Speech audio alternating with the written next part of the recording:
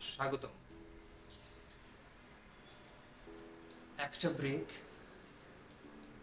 ভালো থাকার জন্য একটু ব্রেক নেওয়া দরকার। আপনি যখন কাজের চাপে এতটাই স্ট্রেস ফিল করবেন এবং আপনার মানসিক চাপে আপনি যখন মনে করবেন আপনার একটা ছোট একটা ব্রেক দরকার, ব্রেকটা নেওয়া উচিত, আসলেই নেওয়া উচিত। আমিও সেই ব্রেকটি নিয়েছি, এজন্য একটা ছোট্ট গ্যাপের পরে আবারও আপনাদের সামনে হাজির হলাম। আপনাদের প্রতি সেই টান থেকে, আপনাদের সেই চাওয়া পাওয়া থেকে এবং আমার সেই প্যাশন থেকে, ডেডিকেশন থেকে, আমার সেই ইচ্ছে থেকে আমি আসলে আপনাদের কাছে আসি এবং আমার যে ভিতরে যে নলেজগুলো আছে, যে এক্সপার্টিসগুলো আছে, আমি চেষ্টা করি আপনাদের কাছে পৌঁছে দিতে। সেজন্যই ফেম মিনাতুল বিদ আরিফিন আপনাদের সামনে প্রত্যেক সপ্তাহে হাজির হয়ে যায় টিচার টিপস ওর প্যারেন্টিং টিপস নিয়ে। আজকে টিচার টিপস নিয়ে কথা বলবো এবং আজকের যে বিষয়টি হচ্ছে সেটা হচ্ছে টিচারদের জন্য এবং খুবই গুরুত্বপূর্ণ একটা বিষয়, ব্রেক। টিচাররা বেসিক্যালি সবাই মনে করেন যে আমি ৮টা থেকে ৩টা পর্যন্ত কাজ করছি। সবাই মনে করে টিচারের জব কত মজার, কত ভালো, কত ফ্রি টাইম পাওয়া যায়। আসলে একটা টিচার কিন্তু শুধুমাত্র যে ৮টা থেকে ৩টা বা ৮:৩০ থেকে ২:৩০, what ever the time is, সবসময় টিচাররা কিন্তু 24/7 কাজ করে। একটা টিচার যখন কাজ শেষ করে বাসায় আসেন, আর পরের দিনের কি কাজ হবে সেটা কিন্তু সারাক্ষণ তার মাথায় ঘুরতে থাকে।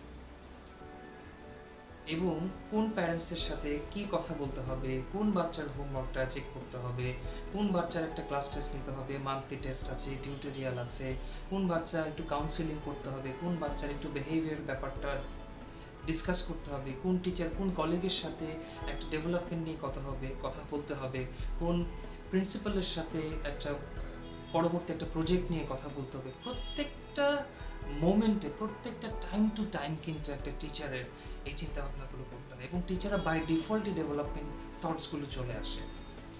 এবং আপনি একটা টিচারকে কখনোই যখন একটা প্রশ্ন করবেন আপনি এটা করেন ওটা করেন, একটা টিচার কিন্তু আপনাকে একটা এক্সাম্পল দিবে না, আপনাকে একসাথে ২-৩টে অপশন দিবে। That's the beauty of a teacher. একটা টিচার কখনোই কিন্তু একটা এই অপশনে যান না, সবসময় ABC একটা করে সুন্দর ৩টে অপশন রেডি করেন।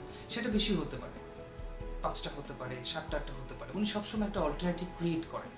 এটা আপনি কম বেশি, আমি সবাইকে বলছি না, সবার মধ্যে এই পটেনশিয়ালটা আছে, সবাই একটু পুশ করেন, ফোর্স করেন।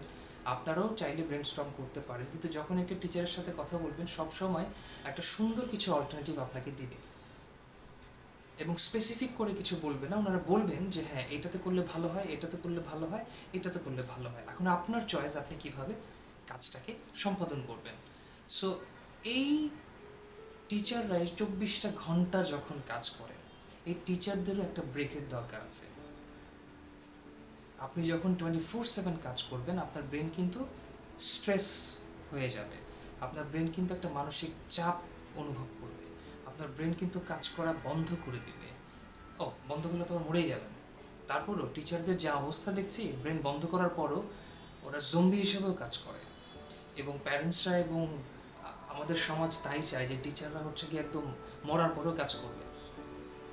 জোকস অ্যাপার্ট, তো টিচারদের যে দায়িত্বগুলো আছে, এতই দায়িত্ব যে আসলে ওনারা নিজেদের জন্য যে সময়টা বের করতে হয় সেটা বের করতে পারে না। আজকে প্রত্যেকটা টিচারকে বলবো, প্লিজ আপনাদের সে সময়টুকু বের করে নিয়ে আসুন। আপনাদের যখন ব্রেক দরকার, ব্রেক নেবেন, অন্য কিছু চিন্তা করবেন না। Do not think about anything. এমনকি শুক্র শনিবার যদি বন্ধ থাকে টিচাররা কিন্তু তখনও কাজ করে। হঠাৎ করে ম্যানেজমেন্ট থেকে একটা ফোন আসলো, আজকে ট্রেনিং, কালকে ট্রেনিং, পরশু ট্রেনিং, আমাকে এটা একটু করে দেন, আমাকে একটু বের করে দেন, আমাকে প্যারেন্টস ফোন করেছে, আমার ছেলে তো এই সমস্যা, ওর সাথে একটু কাউন্সিলিং করে দেন। টিচারদের আসলে ছুটি নাই। এই জন্যই বলছি আপনারা যখন ব্রেক নেবেন সব কিছু বন্ধ করে just give your self some time. একদম ডেডিকেটেডলি আপনি আপনাকে সময় দেবেন, আপনার ফ্যামিলিকে সময় দেবেন, আপনার ঘরে যদি সন্তান থাকে সন্তানকে সময় দেবেন। যখন আপনি যেটাতে ফোকাস করবেন ওটাতেই ফোকাস করবেন, ৪-৫টা জিনিস মাথার মধ্যে নিয়ে আসবেন না। যখন ব্রেক নেবেন টোটালি, তখনই ওইটাই ফোকাস করবেন, রিল্যাক্স করবেন, মানে স্ট্রেস ফ্রি থাকার চেষ্টা করবেন। স্কুলের কোনো ব্যাপারে চিন্তা করার দরকার নেই।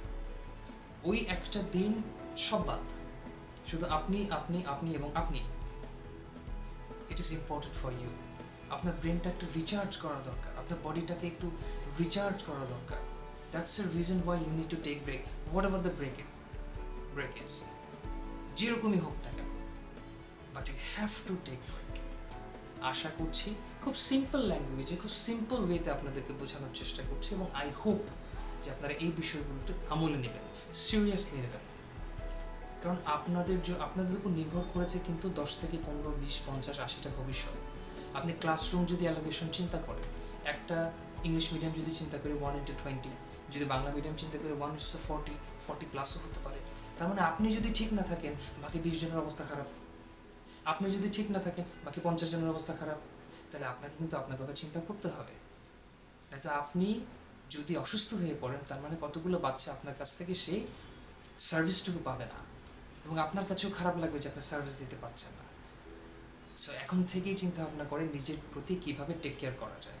সেটা এক্সারসাইজ হোক, মেডিটেশন হোক, ব্রেক হোক, হোয়াট এভার ইট ইজ, একটা কন্টিনিউয়াস প্রসেস সাস্টেইন করেন।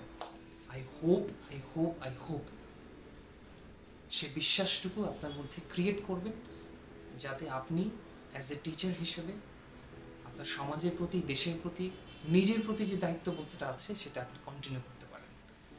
পরবর্তী এপিসোডে আবারও দেখা হবে। প্রত্যেকটা এপিসোড আপনাদের জন্য, টিচারদের জন্য, প্যারেন্টসদের জন্য, এবং আপনাদের জন্যই আমার এখানে আসা, এই ভিডিওগুলো করা।